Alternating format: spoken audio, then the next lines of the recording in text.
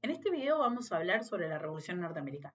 Para eso vamos a recuperar dos textos, uno de Trias Vivian y otro de Marcelo Ullo, que versan sobre este tema y que nos permiten pensar un poco la generalidad del contexto en el cual ocurrió la Revolución de Independencia de las 13 colonias británicas y por otro lado pensar cuáles fueron los reclamos, cuáles fueron los actores, qué pretendían y cómo fue radicalizándose esta lucha. En ese sentido, lo que señalan los autores tiene que ver con que es un proceso de independencia que nace como un reclamo impositivo, es decir, nace como un reclamo frente a la determinación del Parlamento inglés de querer cobrarle impuestos a las colonias británicas. Las colonias británicas se resisten, empiezan a sentirse cada vez más inconformes con estos gravámenes, con estos impuestos, y lentamente allí, en esa insatisfacción, empiezan a dar un cuestionamiento que es el cuestionamiento al derecho que tiene el Parlamento inglés de cobrarle a las 13 colonias británicas algún tipo de impuesto.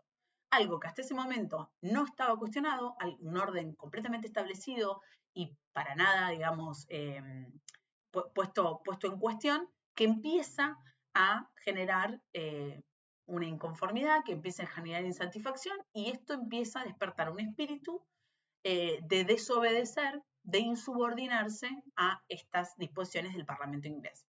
Además, lo que señala, sobre todo Marcelo Ullo, lo que señala es que buena parte de la legislación que en este momento va a sancionar el Parlamento inglés tiene la última pretensión de ahogar el desarrollo industrial de las 13 colonias británicas y en parte eso explica toda esta insatisfacción que empiezan a sentir los colonos, ¿no?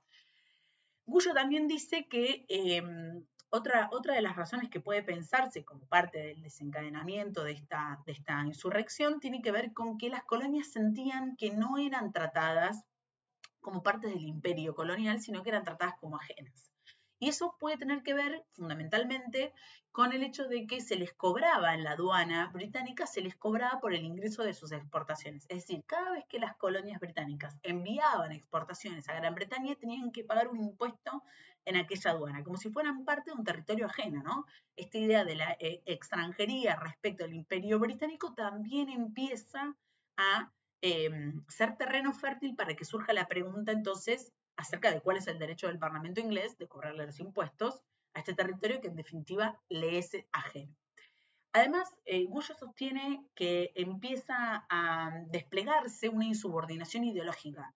Una insubordinación ideológica en el sentido de que empieza a configurarse un liberalismo en las 13 colonias británicas, pero que a diferencia del liberalismo ortodoxo británico, es un liberalismo nacional, proteccionista, contrario al libre cambio. Entonces, ahí también empieza a haber una cosmovisión, un conjunto de ideas que van a ordenar a esta burguesía nacional en nacimiento en las 13 colonias británicas, que en definitiva es la gran protagonista de la lucha por la independencia. Además, el otro texto, el de Trias Vivian, lo que sostiene es que Gran Bretaña no pudo contener a los patriotas americanos y que frente a la impotencia que tuvo para frenar esa revolución colonial además se configuró como una guerra internacional. ¿En qué sentido? Bueno, recordarán que durante la Revolución Rusa, la Revolución Francesa, cuando veíamos los antecedentes de la Revolución Francesa, una de las cosas que encontrábamos es que eh, Francia tenía un fuerte déficit fiscal, es decir, gastaba más de lo que le ingresaba, y buena parte de ese déficit se explicaba por la colaboración que le había prestado a las 13 colonias británicas para independizarse de Inglaterra. ¿Por qué Francia asiste a las 13 colonias británicas para independizarse de Inglaterra? Bueno, fundamentalmente por un gran resentimiento que existía en Francia por haber perdido la guerra de los 7 años, que había implicado una pérdida territorial bastante considerable para la monarquía absolutista francesa y todavía anidaba en esa monarquía un serio resentimiento y un afán de venganza que se va a poder canalizar con la asistencia a las 13 colonias británicas para independizarse. Pero bueno, por supuesto generó una gran sangría en Francia. También colabora con las 13 colonias británicas España y Holanda, lo cual da cuenta de que Inglaterra tenía varios enemigos que estaban interesados en asistir a quienes querían liberarse, independizarse de su fuerza imperial. Bien, hay algunos elementos interesantes de esta revolución que creo que vale la pena destacar, sobre todo para pensarla en comparación con el proceso de independencia que se va a iniciar después en América. Piensen ustedes, en primer lugar, que cuatro cosas fundamentalmente creo que a mí me parecen fascinantes de este proceso de independencia. En primer lugar, ocurre en el mismo año en el cual se crea el Virreinato del Río de la Plata. O sea, en el mismo momento en el que las 13 colonias británicas logran romper el pacto colonial eh, como paso hacia la acumulación primitiva, que es un poco lo que dicen los autores, ¿no? Como paso a la acumulación originaria que va a desencadenar en el capitalismo industrial, en ese mismo momento España crea un virreinato más en el sur de sus posiciones en Hispanoamérica, lo cual de alguna manera da cuenta que Estados Unidos, futuro Estados Unidos, las 13 colonias británicas, avanzaban de la colonia hacia el desarrollo industrial y las colonias del sur, las colonias de España, avanzan reforzando en realidad el feudalismo, reforzando en realidad, no sé si el feudalismo, pero por lo menos el colonialismo, ¿no? Entonces, ahí hay un punto importante que me parece interesante. Mientras las 13 colonias británicas avanzan hacia el capitalismo, con este proceso de independencia como acumulación originaria, las colonias de Hispanoamérica refuerzan ese colonialismo que venía caracterizando a estas tierras desde 1492. En segundo lugar, las 13 colonias británicas lograron mantenerse unidas durante todo este tiempo de lucha frente al imperio colonial inglés, cosa que no ocurrió en el territorio hispanoamericano. Piensen ustedes que lo que había sido conocido como Hispanoamérica, lo que había sido conocido como las colonias de España en este territorio, en el momento de la independencia se balcanizaron, se dividieron en una veintena de naciones que hoy permanecen separadas, ¿no? Y con muchísimas dificultades para volver a elaborar un programa común, unificado de América Latina, ¿no? Con algunos intentos, con algunos aciertos, pero con muchísimas dificultades para volver a enarbolar una unidad continental. En tercer lugar, además, lo llamativo de esta revolución es que dio lugar al primer Estado Nacional Industrial y a la primera República Democrática fuera de Europa Occidental. O sea, Estados Unidos va a ser el primer Estado-nación industrial y la primera República Democrática por fuera de Occidente continental, ¿no? De lo que conocemos como Europa. Eso también es interesante y está conectado con el cuarto punto que me parece quizás de lo más fascinante de este proceso, que tiene que ver con que a lo largo de un siglo, todo el siglo XIX, Estados Unidos va a trabajar incansablemente hasta convertirse en la primera potencia mundial, desplazando a la que anteriormente había sido su metrópoli, Inglaterra. La desplaza del centro del sistema mundo. O sea, de colonia a potencia mundial en un siglo, corriendo nada más y nada menos del centro del sistema mundo a quien la había doblegado y a quien la había conquistado durante tantos años. Bueno, uno de los textos de los que hice referencia anteriormente, que es el texto de Trias Vivian, Historia del imperialismo norteamericano, en ese texto el capítulo primero se llama, paradójicamente,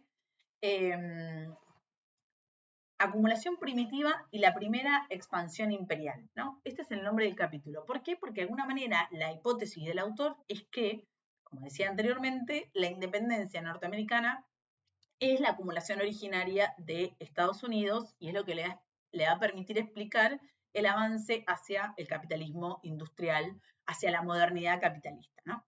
Entonces, él va a partir de entender que la acumulación originaria, como en Inglaterra, como ocurrió en Inglaterra en 1760 con la ley de cercamiento de los campos, va a ocurrir en las 13 colonias británicas en Estados Unidos en 1776 y que es una historia que indefectiblemente está ligada, está enlazada con la gesta colonial. Por esta misma idea que sostiene Karl Marx de que el capitalismo nace manchado de sangre y barro porque no puede ser explicado si no es en relación con la expoliación y la violencia del colonialismo, ¿no? Del saqueo colonial. Entonces, lo que plantea Trías es que a lo largo de la historia el capitalismo siempre tuvo que valerse de la expansión y la explotación colonial, y que a lo largo de la historia esa explotación colonial tuvo diferentes características, diferentes singularidades, y divide en 3 etapas. La primera, que es la etapa comercial, la original, es exactamente el pasaje del feudalismo al capitalismo mercantil, este estado híbrido y transicional hacia el capitalismo industrial que implica comprar barato y vender caro, que no es esa la esencia del capitalismo industrial, pero sí es la esencia del capitalismo mercantil, ¿no? Este intercambio de bienes baratos por un precio mayor. Esto se despliega, obviamente, a partir de los siglos XVI, XVII y XVIII, con España, Holanda, Francia, Portugal, como grandes imperios coloniales que van a desplegar esta explotación y avance colonial. La segunda fase de expansión tiene que ver, de expansión colonial, tiene que ver con lo que él denomina liberal industrial, y ahí ubica a la máxima figura de este expansionismo liberal industrial a Inglaterra, obviamente, porque se centra Trías en la expansión derivada de la revolución industrial y la necesidad de valerse de materias primas de las colonias para poder producir las manufacturas en la metrópolis. Y la tercera fase, que es la fase financiera, que es la fase monopolista, que es la del último cuarto del siglo XX, que es la que vamos a ver sobre todo cuando trabajemos imperialismo con el texto de Lenin, ¿no? Esta idea de un nuevo momento de expansión y conquista colonial que le va a valer al capitalismo para existir y para salvarse de las crisis y para robustecerse, bueno, esta vez con un carácter monopólico en colonias y semicolonias repartidas por todo el mundo. Bueno, él lo que plantea es que todas las potencias atravesaron estas fases y que todas las potencias, de alguna manera, tuvieron que hacer su acumulación originaria. Estados Unidos tiene esta, que es la independencia, y que además de la independencia va a ser clave, obviamente, la conquista del oeste, la conquista, la guerra contra México, que ocurre en 1846, y la guerra de secesión de 1861. ¿No? Son diferentes etapas dentro de esta acumulación originaria que le va a permitir dar el salto hacia su estadio industrial, hacia la modernidad capitalista. Bien, preguntas entonces. Este es el panorama general, esto es lo que está pasando en las 13 colonias británicas, estas son las consecuencias de la revolución. La pregunta es, ¿por qué ocurre esta revolución? Bueno, lo que dice Trías es que ocurre porque las contradicciones del mercantilismo de Inglaterra van a chocar contra las pretensiones mercantilistas también, pero prontamente burguesas, de las 13 colonias americanas. Eso en determinado momento va a chocar de una manera irreconciliable y ahí va a estallar la revolución. ¿Cómo lo podemos visualizar? O sea, esto que suena una abstracción, que está buenísimo, pero suena una abstracción bastante difícil de percibir, bueno, lo vamos a ver con la sucesión de leyes que va a sancionar el Parlamento inglés, que en definitiva son impuestos que el Parlamento inglés le requiere a las 13 colonias británicas que paguen, ¿no? Entonces, de esta manera, esas leyes son las que van a evidenciar esta contradicción entre el mercantilismo británico y el mercantilismo de las colonias. Lo que plantean los textos es que una de las cosas que regulaba la relación entre Inglaterra y las 13 colonias británicas era precisamente el monopolio, ¿no? El monopolio de Inglaterra sobre el comercio exterior de las 13 colonias. Entonces, todo lo que entraba, todas las manufacturas europeas que podían entrar a las 13 colonias británicas tenían que pasar antes por algún puerto británico, lo cual, además de encarecer y volver muy lento todo el procedimiento, generaba un gran negocio para aquellos intermediarios que estaban en el camino, ¿no? Entre la producción y el destino. Entonces, de alguna manera, este monopolio que va a empezar a generar, que va a empezar a generar un problema grande, no solo por el encarecimiento, sino porque va a empezar a dar lugar a un gran contrabando en este territorio que se va a ir exaltando y lejos de poder aplacarlo, va a cobrar cada vez más forma. Esta terquedad del Imperio Británico de de querer cobrar estos impuestos y además de exigir que pasen antes por su territorio, va a generar todo un circuito de contrabando muy, muy importante. Bueno, además de estos problemas de encarecimiento de los bienes por el monopolio británico que van a dar lugar al contrabando, otro de los elementos en los que coinciden los autores es que la pretensión de que las colonias paguen impuestos sin representación política, sin discutir en ningún momento la representación política, y el hecho de que esos impuestos fueran percibidos como muy injustos y contrarios al desarrollo económico de las colonias, va a empezar a exacerbar la voluntad por autodeterminarse. Y ahí están a un pasito entonces del grito de la independencia. Pero el proceso, como todo proceso, es un poco más lento. eh, y ahora vamos a ir enumerando algunos hechos que fueron particularmente llamativos. Van a encontrar también que hay algunos antecedentes. Por ejemplo, se hace referencia a la Guerra de los 7 años. Esta fue una guerra que ocurrió entre 1756 y 1763 entre Francia y España contra Inglaterra. Gana Inglaterra, esto le permite a Inglaterra conquistar buena parte de Canadá, parte de las Antillas, o sea, de las islas del Caribe, de toda la América insular, de todas las islas de América. Y se suma a las grandes victorias territoriales que Inglaterra va a tener en este momento. Inglaterra en esta época, mediados del siglo XVIII, es una gran potencia colonial, gran potencia territorial en expansión, que se va a enriquecer mucho y que le va a permitir valerse un montón de materias primas que son las que posteriormente van a permitir el despegue cuantitativo y cualitativo de la revolución industrial, ¿no? Naturalmente. Sin embargo, un imperio más grande es un imperio más costoso. Entonces, Inglaterra se ve en este momento, de alguna manera, obligada a pensar cómo ajustar sus cuentas grabando cada vez más a las colonias, ¿no? O sea, le cobra a las colonias para mantener el imperio colonial, ¿no? Este es un poco el esquema. El segundo elemento que también habla en los textos es que hay una deuda, la deuda pública de las colonias y la deuda pública de la metrópoli empieza a ser un problema y esto también llama a Inglaterra a tratar de resolver la deuda en función de nuevos impuestos a la colonia. De nuevo, el mismo problema, déficit en los estados monárquicos, deficitarios, con grandes problemas económicos que se resuelven cargando los costos sobre, en este caso, sobre las colonias, sobre los comerciantes y, sobre todo comerciantes y una naciente burguesía colonial en las 13 colonias británicas. ¿Cuáles son esas leyes? ¿Cuáles son estos impuestos que van a querer cobrar desde el Parlamento inglés para salvar a la corona, en definitiva, para hacer que la corona tenga los recursos necesarios? Lo primero son las Molasses Act, son las leyes que van a empezar a gravar fuerte al azúcar y a las melazas que sean de origen extranjero y que lleguen a los puertos, ¿no? Entonces, este es un primer problema, básicamente porque la circulación de azúcares y melazas era muy, muy fuerte, entonces este gravamen va a impactar muchísimo en la realidad de las 13 colonias. Pero además, lo paradójico es que es una ley que sale desde el Parlamento inglés promovida por un grupo de grandes propietarios que tenían plantaciones de azúcar en las Antillas y que eran parte del Congreso.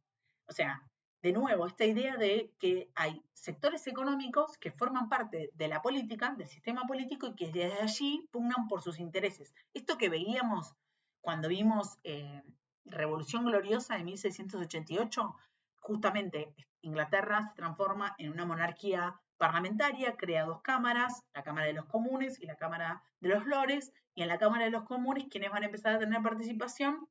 Los hombres de negocio, entre ellos los 74 propietarios de azúcar en las Antillas, que oportunamente ven la posibilidad de realizar sus intereses a través de este órgano parlamentario y sancionan en 1733 estas Molasses Act, por la cual entonces se le cobra este impuesto a las importaciones, a las exportaciones de de azúcar. En 1764, esto empieza a generar una gran animosidad antibritánica, ¿no? De verdad empieza, además digamos, de generar un problema económico, empieza a orquestarse un ánimo antibritánico que no existía anteriormente. Y posteriormente, en el año 1765, el Parlamento inglés nuevamente vuelve a imponer lo que se conoce como la ley del timbre. Y acá hay algo interesantísimo porque es un impuesto, es un impuesto al papel que llega de la colonia. Y de esta forma se impuso la obligación a adherir a un sello, a los almanaques, documentos jurídicos, licencias, todo tenía que tener un determinado sello. Y en realidad eso impuesto era un impuesto para poder sostener las tropas coloniales, ¿no? O sea, no es que no tenía otro, al parecer no tendría otro objetivo, más que sostener las tropas coloniales. Las colonias se unen y sostienen que no van a pagar el impuesto, porque no van a pagar un impuesto a quienes no representen a las colonias, ¿no?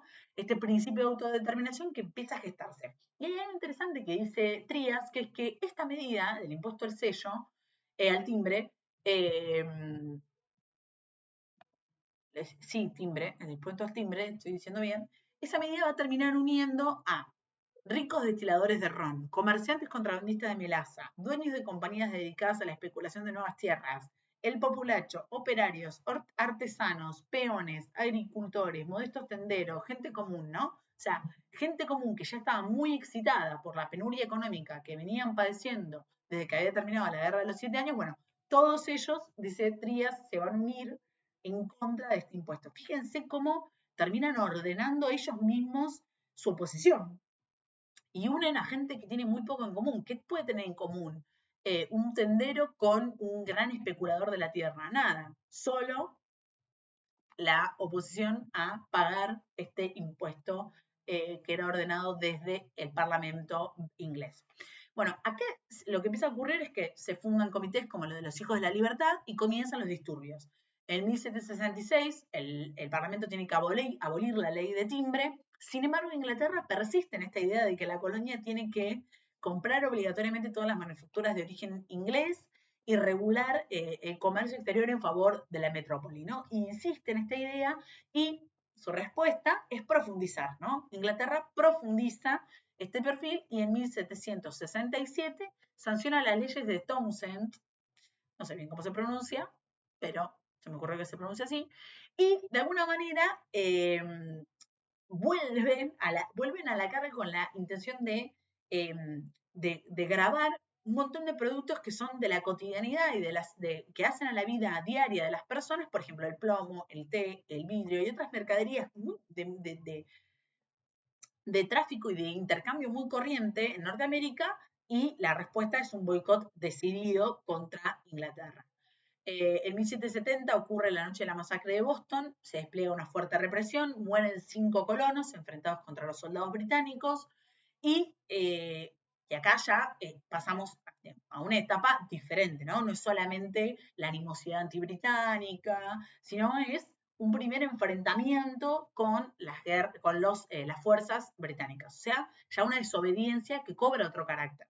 Bueno, ese mismo año, finalmente, el Parlamento británico tiene que abolir esas leyes, salvo la del impuesto al té, lo cual da cuenta de que, primero, es un imperio que tiene marcha atrás, de alguna manera, pero tiene marcha atrás. O sea, es un imperio que puede revisarse, raro, pero al mismo tiempo, al revisarse, deslegitima un poco su potencia de monarquía, en este caso, monarquía parlamentaria. Bueno, la burguesía americana empieza a entender un poco más toda esta escena y mientras empieza a percibir cómo responde el Imperio Británico, también empieza a percibir cómo se comporta los sectores más postergados de la sociedad, porque lo que ve es que hay muchísima radicalización y empieza a ver con cierta preocupación esta radicalización, la burguesía nacional naciente, perdón la cacofonía, pero esta burguesía americana naciente empieza a observar con cierta preocupación esto. Piensen ustedes que la burguesía es revolucionaria en este momento en todo el mundo, desde 1780, 1790 hasta 1848, pero es una clase revolucionaria, es un sujeto revolucionario que siempre está que resulta timorato ante la exaltación de los grupos más postergados. Cuando hay mucha exaltación, la burguesía se asusta, ¿no? Piensen en la discusión entre jacobinos y girondinos. Los girondinos dicen, bueno, con los sans-culottes no vamos a arreglar. Son muy radicalizados, ¿no? Y ocurre en varios momentos de la historia que la burguesía prefiere bajar un poco el tenor de la revolución, moderarse antes que seguir aliada o seguir tolerando la vehemencia, la beligerancia de los grupos más relegados de la sociedad. Bueno, después de 1770, en donde en 1770, como les decía recién, ocurre este enfrentamiento en Boston, hay 3 años de calma, de relativa calma, porque en simultáneo la opinión pública sigue trabajando sobre este tema, se crean los comités de correspondencia en los que se intercambian noticias, sugerencias sobre unas colonias y otras, lo cual empieza a generar una unidad entre las colonias británicas y además empieza a generar una unidad nacional norteamericana y una idea común acerca de qué hacer. Y esto es fundamental. Lo habíamos visto también cuando vimos Revolución Francesa, que la ilustración funciona como la corriente ideológica que unifica, ¿no?, las ideas de la burguesía francesa. Bueno, acá también estos comités de correspondencia empiezan a unificar, a gestar una cosmovisión común acerca de qué hacer, ¿no?, hacia dónde ir. Y esto es algo que, por ejemplo, muchísimo después y en otro contexto, pero que también es interesante para pensarlo, Perón lo dice en el Manual de Conducción Política. Para cualquier transformación real, gruesa, cualquier transformación en el sentido que sea esa transformación, hay una necesidad de generar una unidad de concepción para después darle lugar a la acción, a una unidad de acción. No es posible que actuemos todos en la misma dirección sin antes no logramos tener una unidad de concepción hacia dónde ir, ¿no? Por supuesto que Perón lo decía en un sentido justicialista, de reivindicar la justicia social en Argentina, en otro contexto, nada que ver, pero sí me parece pertinente señalar esto, la importancia que tiene la unidad de concepción para poder ordenar la acción. Y esto se dieron cuenta los jacobinos en la Francia revolucionaria y se dieron cuenta los patriotas americanos en los albores de la independencia de 1776. Bueno, en 1773, 3 años antes de la declaración de independencia, el Parlamento inglés nuevamente vuelve a sancionar lo que se conoce como la ley del té, que le permite a la East India Company, que es una compañía inglesa que estaba atravesando grandes dificultades financieras, le permite comercializar el té en la colonia. Ser la que lleve sus propios barcos, abrir sus propios comercios, venderlo directamente, o sea, eliminar toda la cadena de intermediarios que existían en este momento, ¿no? Quedó eliminada y quedó en manos solamente de esta compañía, lo cual fue, en términos económicos, fue desastroso para buena parte de los colonos, pero además generó como una desestructuración de las relaciones económicas y relaciones sociales que estaban desplegadas en todas las 13 colonias británicas. La respuesta entonces fue sabotear el té no debía ser desembarcado y a partir de ahí ya obviamente el tenor empezó a subirse cada vez más. 1774 se empieza a discutir con seriedad cuál es la legitimidad del Parlamento inglés para sancionar y legislar la vida de las colonias. Ya esto es una crisis política irremediable, sin retorno. Ese año se reúne en realidad el primer Congreso Continental de Filadelfia, un cuerpo de representantes elegidos por los cuerpos legislativos de las colonias, que no tienen una posición del todo clara todavía acerca de qué hacer, si se mantienen fieles a las fuerzas reales o si buscan la independencia, todavía esto no está claro.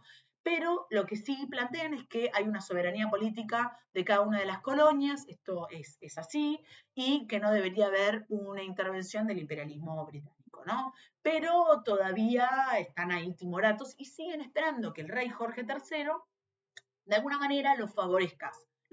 ¿Por qué? Porque recuerden, una cosa es el rey y otra cosa es el Parlamento inglés. Entonces, hasta ahora los colonos pueden todavía disociar estos dos elementos, que en definitiva forman parte del imperio inglés, pueden disociarlos y todavía no tienen claro para dónde ir. Bueno, en 1775, el 19 de abril específicamente, un grupo de colonos rebeldes intenta tomar un depósito de armas en Concord, eso se termina yendo de las manos, por supuesto, la respuesta es la represión y un enfrentamiento con las tropas inglesas, y en mayo de ese año, o sea, un mes después, se convoca el segundo Congreso Continental y ante la represión y la insatisfacción, ya el Congreso empieza a hablar de que no se puede persistir en la lealtad ni al rey ni al Parlamento, y este cuestionamiento al Parlamento cobra una forma, se robustece y terminan los representantes de las colonias designando a George Washington como comandante en jefe del ejército continental, que va a reclutar y organizar hombres para enfrentar a las fuerzas del imperio. La respuesta, en octubre, la respuesta del rey Jorge III, es rechazar lo determinado por el Congreso de Filadelfia, que en realidad le pedía que revisara los impuestos, rechaza por completo eso, y además dice que están en rebeldía, que la colonia está en rebeldía, y anuncia que va a empezar a buscar aliados para sofocar ese levantamiento y esos cuestionamientos en las 13 colonias. O sea, el rey juega en favor del Parlamento, el rey juega en favor de los intereses de la metrópoli, y sin ninguna voluntad de reconciliarse con los colonos. Esta beligerancia obviamente empuja y exalta aún más el espíritu independentista, y por ese momento, entonces, en 1770, empieza a circular un documento que es muy famoso, que llama a la independencia norteamericana, que es un texto que se llama Sentido Común, el sentido común de Thomas Paine. En febrero de 1776, el Parlamento inglés aprueba una ley prohibitiva que bloquea los puertos norteamericanos y declara que los buques coloniales son enemigos, son definidos como enemigos, lo cual aún más exalta a la opinión pública y a la voluntad popular de sumarse a la independencia. O sea, si alguien no estaba del todo convencido, y este es un dato importante, había un montón de estados que no estaban convencidos. Por ejemplo, el estado de Nueva York se abstiene de la Declaración de Independencia de 1776, pero Pensilvania también estaban un poco dubitativos. Bueno, todo esto empieza a sumar cada vez más voluntades. Nueva Jersey, Maryland, Delaware estaban todavía en posiciones desconfiadas de la independencia, y sobre todo los representantes del Congreso no estaban mandatados para votar por la independencia, que ese era otro problema que tenían. Estaban mandatados para ser representantes de la colonia, sí, del Estado colonial, no para votar por la independencia. Entonces, entre todos estos conflictos, bueno, la intransigencia y la terquedad de Inglaterra va generando cada vez más clamor, y que la proclama de la independencia se vuelva cada vez más voluminosa, y los estados comienzan a revisar las órdenes por las cuales habían mandatado a sus representantes y los empiezan a mandatar para que efectivamente puedan votar en favor de la independencia en ese Congreso de Filadelfia, que finalmente el 4 de julio de 1776 aprueba la Declaración de Independencia con 12 votos afirmativos y una abstención, como le mencioné, la abstención de Nueva York, y de alguna manera este texto, que es un texto además fundamental de la filosofía política y de la idea del federalismo, un concepto que también en nuestro país y en nuestra región se va a discutir mucho, la idea de la representación federal, bueno, signa definitivamente el destino de Estados Unidos, rompen el pacto colonial con Gran Bretaña y la decisión de unir a todas las colonias bajo una nueva nación que va a ser Estados Unidos de América. Algunos comentarios más sobre esta independencia que están en los textos, que me parece eh, que son muy interesantes. Una de las cosas que dice Trías es que la independencia, la gestación de esta nueva nación, dio lugar al surgimiento de esta burguesía nacional. Esto es determinante. Hay una burguesía nacional detrás del proceso de independencia de Estados Unidos que va a buscar la unidad del mercado interno y el desarrollo industrial a través del proteccionismo. Esto es fundamental y también es un elemento importante para mirar cuando lo comparamos con las revoluciones de independencia en Hispanoamérica. Bueno, también hay otra cuestión interesante que me apunté para señalar, que dice el texto, por ejemplo, la historia del presente rey de la Gran Bretaña es una historia de repetidos agravios y usurpaciones encaminadas directamente hacia el establecimiento de una tiranía absoluta sobre estos estados. Esto es parte de lo que dice, si no me equivoco, la Declaración de Independencia. Y dice, un príncipe cuyo carácter está marcado por todos los actos que pueden definir un tirano no es digno de gobernar a un pueblo libre, ¿no? Esta idea de la tiranía y los pueblos libres y la necesidad de poder contar con la autodeterminación y la representación política frente a un imperio que en el afán de resolver conflictos económicos muy serios que claramente tenía, se apoyó siempre sobre el mismo sector, que en este caso son los colonos americanos. Bueno, también es una revolución que hay que entenderla en el contexto de la Revolución Francesa, en el contexto de la Revolución